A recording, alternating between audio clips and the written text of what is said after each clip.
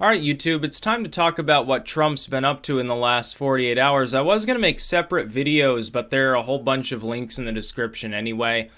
There's actually too much to dedicate an individual video to each of these topics, so I'm just going to call it like the Trump Omnibus or something like that, because it's a lot of material to cover. These sort of executive orders and so forth that he's putting into place.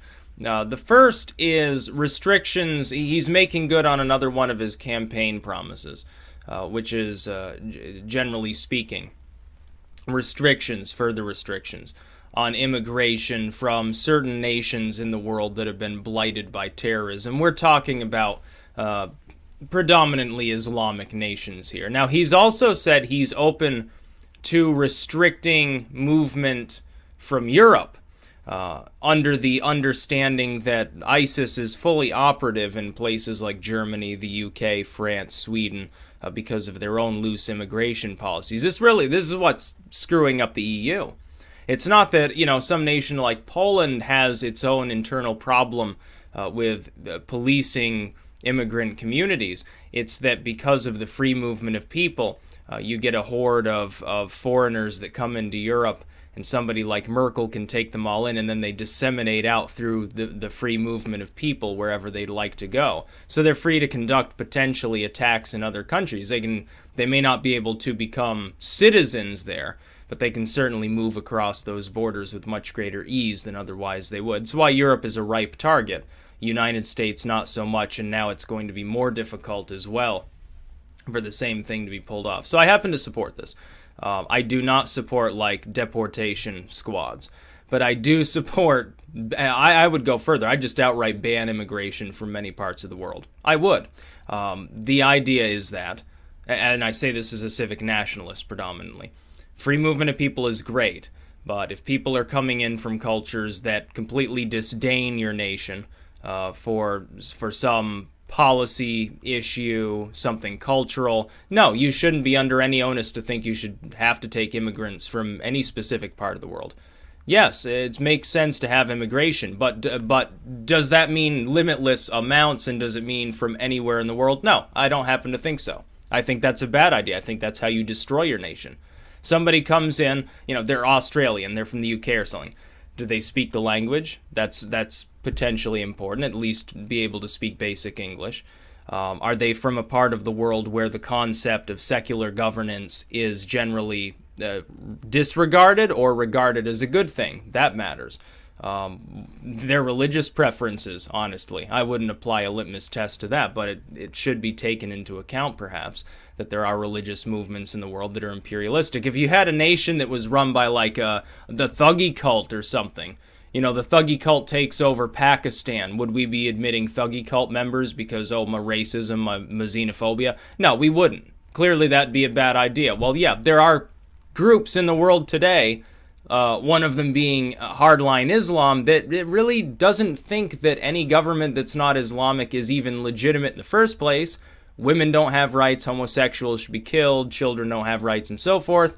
Yeah, I think there might be a little bit of a conflict there between somebody who comes into the nation, has that ideology, they've been raised up in it. Now they come here to a secular nation where we have women's rights, where you're not allowed to rape those around you, you're not allowed to slaughter, animals in the street with a dull knife and so forth. Yeah, there might be a little bit of a problem there. So I happen to support this. This is a good thing. This is another Trump victory. Not one that I thought was quite as major. Really, the TPP and NAFTA were huge. He's already basically accomplished the first. The second, he's in the process of accomplishing. Kudos for that. This is maybe a second-tier issue, but an important one nonetheless. Next is DACA, which is part of the Dreamer program. And Trump is, at the same time that he's announcing that he's going to ban immigration or restrict further immigration from blighted parts of the world that are filled with death cults, he is making it clear he has no intention of repealing this specific Obama-era program. And what it is essentially, if minors come here, if somebody is, they're 14 years old, run across the Rio Grande, and they get caught and they're illegally here, they can get some degree of deference, not citizenship. There's no, they're not issued a green card. Oh, you're under 18? Well, here's your green card. You're a citizen now. But because they're a minor, They're not an adult. They are illegally here. It's a little bit of a different situation, really, than for adults. And I happen to support this as well, mainly because I don't really have... I mean, someone's like 13 years old or something, probably not a terrorist. Yeah, it's possible, but statistically a lot less likely. I'm not too concerned about it. We're not talking about the vast majority of people that are illegally here anyway. We're talking about a tiny minority of those people, maybe a few tens or maybe hundreds of thousands out of, over 10 million people. That's not something I primarily am concerned about. I can understand this is going to anger some of his core fans. It's not going to anger me. In fact, it might help to convince some of the centrists, no, he's not Hitler. Oh, well, he's not just kicking every illegal alien out of the country. Well, I guess he's not Hitler after all.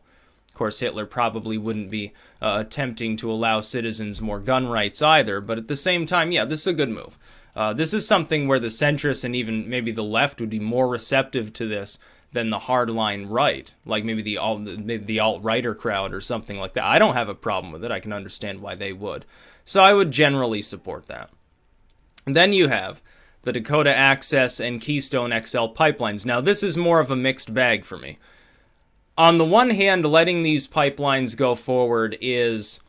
As far as energy goes, it's a great idea. Economically speaking, will it create a lot of long-term jobs? No, a few thousand at most, a fairly small number of permanent positions. Most of the employment it creates will be temporary. Not that that's, it's still employment. It's still, you're providing somebody with a job at the time. So on that token, I would generally support the idea. My problem with it is, I am an environmentalist. As I agree with non-aggression, the concept is the government's okaying some corporate project. You could potentially have a disaster where it poisons a hell of a lot of people's drinking water. But then the other part of me notices two things, and this is why generally I'm a little more in support, especially with Keystone. Not so much Dakota Access, but generally in support of the two. I'm like 3/4 on board with both of these pipelines or thereabouts. The first thing I notice is we've already got a lot of oil pipelines in the country anyway. We're already getting this oil. It's just that the pipelines aren't completed, and right now we're putting it on trains and trucks and shipping it around much less efficiently. So the oil's it's not like more oil comes in. It's just being spread around more efficiently, refined more efficiently. That's essentially what's happening. So on that token, I'd be for it. The second is, I'm not so sure that it's more dangerous to pipe our oil around here domestically within North America than to ship it across the ocean from the Middle East. I suppose it might be out of sight, out of mind, they're drilling it over there and we ship it over here in these tankers. Maybe so, but is it more efficient to do that? No. Does it increase our reliance on states that are kind of unstable, theocratic, and maybe want to stab us in the back? Yeah. So I'd generally be in support of this. Not a hardline supporter, certainly not of the oil industry at large, but if it can bring us benefit and the risk is perhaps being a little bit overblown, yeah, I'd generally be in support of it. And then we have the Mexico City policy. The Mexico City policy is, of course, a Reagan-era program, the idea that the United States will not fund abortions overseas. I'm more on the fence about this. The libertarian part of me says, well, it's good because the government is reducing the amount that it's spending, and our tax money isn't being sent to other countries needlessly. On the other hand, though, at the same time, perhaps that's a more worthy cause to send money to another country than, oh, here, have a shipment of bombs or something like that. I'd like to see most foreign aid that doesn't involve we're helping somebody repair after a disaster. They're a major trading partner. They've been hit by a hurricane. We're helping them rebuild so we can continue trading with them effectively. That's one thing. But when we simply give free money to a bunch of countries, we give a huge amount to Pakistan, Egypt, and of course, greatest ally, Israel, who Trump is moving the embassy there to Jerusalem, actually, from Tel Aviv. I'm not on board with that, to tell the truth. Nor am I on board with Palestine. I've grown ambivalent about the issue at this point. If they want to slaughter each other, they're going to anyway. There's really no solution. I'm against the settlements, but you've got Zionism and Islamofascism. Who fucking cares? What's the difference anyway? As far as the Mexico City policy goes, though, Yeah, we're reducing our spending on foreign stuff. That's good. But I am pro-choice. I would not be in favor of ending funding for Planned Parenthood domestically. That is something Trump has talked about. I do oppose him on that.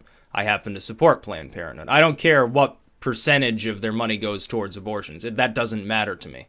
Funding that, it's arguably more efficient and effective than putting similar levels of funding in the general sort of coffers of the medical system. I understand some libertarians would say, well, the federal government shouldn't be meddling in what should be a private marketplace. Perhaps. The problem is you're going to have, if you intend to do that, you do have to put safeguards into place for accepted medical procedures, because the states, in many cases, otherwise will abuse the domestic population, and they'll be the ones trying to crack down. If the federal government just says we're neither encouraging nor banning it, we're taking a hands-off approach, we're not going to try to fuck with you, but we're also not going to fund you, you're going to have to keep a close eye on the states, especially the more religious states. Texas has gotten into a little bit of a problem with this. I think Alabama, Mississippi attempted it. It was actually defeated there, I believe. Kansas, perennially. A few of these other states. I would say one of the few proper roles of federal authority is really to prevent states or municipalities from abusing their population, I think. Abortion is a perfectly acceptable procedure. I'm in favor of its use when it's necessary. Or when somebody happens to think it's necessary. You don't have to agree. You can think it's immoral, but at the same time, you don't have the right to legislate against it, is what I would say. I mean, there are situations in which I think it would be immoral to have an abortion, but it's not really my say. I'm not involved with those situations, so fucking who cares what I think. That's what I think about that. You leave... You let gun owners own their guns, and you can have abortions, essentially, would be my line of reasoning there, and things along that line. Just leave people alone. If they want to get this medical procedure, you don't have to agree with it, but let them get it. As far as overseas, though, those aren't U.S. citizens.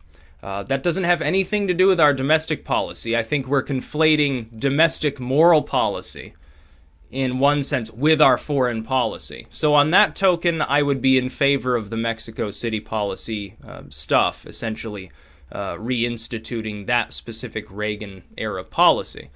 At the same time, though, I think there are certainly larger expenditures that we should cut, perhaps before we start nitpicking after these smaller ones. One thing would be giving free military hardware to a lot of Middle Eastern states, things of that nature. I think perhaps we should get our priorities more into an efficient line of reasoning. I can understand, though, it is basically, this is for his core fans, the evangelicals especially. But it doesn't affect abortion here. It doesn't have anything to do with Planned Parenthood specifically. Like I said, though, if he actually does attempt to go whole hog after Planned Parenthood, I'll oppose him. I'll call him out on that here on my channel. And then there is also net neutrality to speak of. Because his FCC pick is a man who stood in the way of net neutrality, argued against it, but he didn't argue against the basic principle of neutrality itself. He was arguing against the sort of government takeover of the internet as a public work, and the principle of the government specifically preventing the free sort of movement of materials. Apparently there's something in play where like a private company like a Facebook or something can't actually purchase the means to distribute its material, its services to people. And I haven't looked into it in depth. If that is in fact the case, then it would be an argument against net neutrality in its current form. I am completely on board with the idea that ISPs should not be able to throttle sites. I think that it would set a very bad precedent. However, we operated under just de facto net neutrality for a very long time. That is, there was no official, the government forces net neutrality on the ISPs. For most of the internet's existence, there was no such specific doctrine. It was a de facto doctrine. It wasn't on paper. It wasn't legalese. It just was sort of the way things worked. And they worked fine. So I'm not particularly, if net neutrality, if the doctrine were scaled back or done away with, I wouldn't be too worried about ISPs suddenly deciding to throttle access to services of any kind or form, because it would be a bad business move. That's essentially for that only reason. Because if you allow others to compete, any company that's of any significance, it gets throttled, and then it essentially distributes its own material. It no longer needs the ISP. It could purchase the means to distribute its own material, become an ISP in part or whole, and then compete with those that exist. It might even drive costs down if something like that were to happen. I don't foresee any sort of bandwidth wars coming up or anything like that. So this would be sort of an either or. It could go either way. If they pull it back and all of a sudden the ISPs go nuts and they actually start to try to destroy their competitors by throttling websites, or they start charging you through the nose to access the most popular services, there would be some problems. I mean, they would lose in the long term because their service would collapse. People would gravitate towards other ISPs. They would become very small sort of corporatist enclaves in what would become an increasingly cheap environment. But there would be some problems in the meantime. But at the same time, we're not even clear that he's going to go after it, that the FCC is going to abandon the policy. All he was arguing against was the government declaring it a public work, the internet that is, in order to enforce a policy that was largely being used anyway by private companies without that being imposed. So on the net neutrality issue, I would say I am fundamentally for the concept, but I can understand why somebody would be against the concept that the government has to enforce such a thing, because it was sort of people were abiding by it anyway. It didn't really matter that it wasn't an official doctrine. So there's a little bit of a daily wrap-up of everything Trump's been up to. Now people are still... there were several articles earlier I saw where sites that once the sole thing they ever criticized Obama on was, well, why do you keep fucking pushing the TPP? It's a bad idea. All of a sudden now that the TPP's dead and Trump's in office, they're pretending that they were always for it and it was a great thing and China will take over the world and so forth, which is clearly not the case. That's the funniest thing so far. The TPP is the big one because it's got their minds all scrambled. All this other stuff, a lot of it falls under partisan lines, like the Mexico City stuff.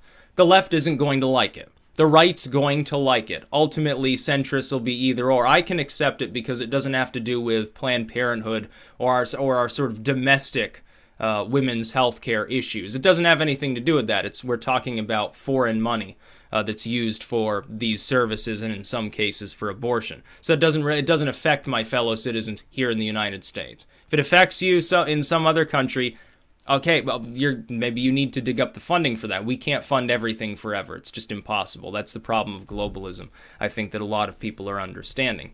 Then you've got something like DACA, where it's actually the far right will be the ones complaining. The left won't care. They're not going to give him credit for it. It's not like he's going to score brownie points with the left for leaving this particular institution in place, this particular part of the DREAM Act, essentially. He might get some kudos from the centrists, though, some of which have been worried about him. Mostly in this stuff here, it boils down to either it's pretty much a success for Trump or it's a partisan issue. If, though, again, it's like with Mattis's drone strikes. Yeah, it's good to get your dick up thinking about dead terrorists, but do we even really need to be intervening in these areas? I'm generally against the concept of intervening at all. At the very least, we're now fighting ISIS instead of spending all of our time trying to look for ways to accidentally bomb Assad's forces. I will say that in his defense, that's a pleasant change from the Obama admin. But generally speaking, this is good. But at any given moment, I could criticize Trump. If he were to attempt to stack the court or do something else to denigrate Roe v. Wade, I'd be his most vocal critic. I would be, because I can't possibly in good faith support such a thing. If he were to attempt to start a war, I would treat him the same way I treated Clinton, even, who was a warmonger. She suggested, yeah, we ran a no-fly zone in Libya. We want a war in Syria. We want more fighting in Iraq, certainly. She wanted a war with Iran, probably a war with Russia, which would have destroyed the world, so I'm not sure what she was talking about. And I was vocally critical of these ideas during the election. If Trump turns around, pulls a Bush, who remember, Bush was not elected as a wartime president. We were at peace when he was actually put into office for a very brief period, less than 2 years. Then all of a sudden he went cowboy mode, decided to bomb people that had nothing to do with our problems. If Trump does something like that, I will quickly sour in my opinion of him and I'll oppose him. I certainly wouldn't support him for re-election if he did something like that. At that point, probably be the Libertarian Party I'd be voting for. But I don't see that on the horizon. It could happen, but it's not happening now. So let's give him a chance and let him put into place actual policies. He's begun that. He's working at a pretty damn fast clip, considering a lot of people originally, months ago, they said, oh, he doesn't even want to be president. This is his idea of a joke. Well, he's in there. He's doing a hell of a lot of stuff. A lot more than people like Bush or Obama ever had to do in their first week in office. I'd say he's off to a good start.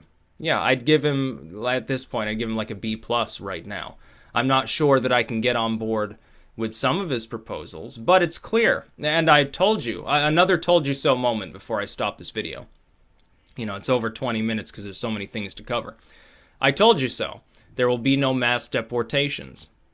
I told you so to both his fans that wanted them and to his critics that worried that it would happen. It's not going to happen. Look at DACA. Look what he's doing with that. He's restricting immigration from the Islamic world, which is good. You don't have to be a right-winger to think that that's a good idea. He probably will complete the border wall. That's good. It's not a problem. It's not xenophobia. There's nothing wrong with it. It can physically be done. Business Insider constantly reposts its crap about how somehow walls have never been built across mountain ranges in the entirety of human history. I beg to differ. I think you need to go see ancient China sometime or something along those lines.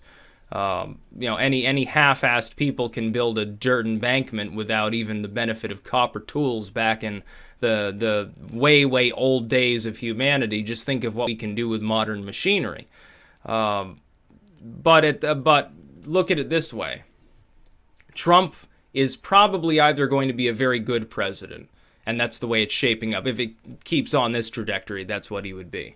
Or he's going to shit himself. He's going to do something real stupid that's going to perturb a lot of people. Right now, he is vulnerable. He does have lower approval than you would expect. Some of that, by the way, if Clinton had been elected, she would have had low approval too. Don't act like it's because it's Trump. Clinton would have had the same problem. Part of that is due to the fact that social media has displaced a fawning mainstream legacy dying media, which used to do nothing but give them kid gloves right after inauguration. For a few months, they'd treat them with kid gloves so that they could ride high for a while. And that's what happened. They did this with Obama. They did it with Bush.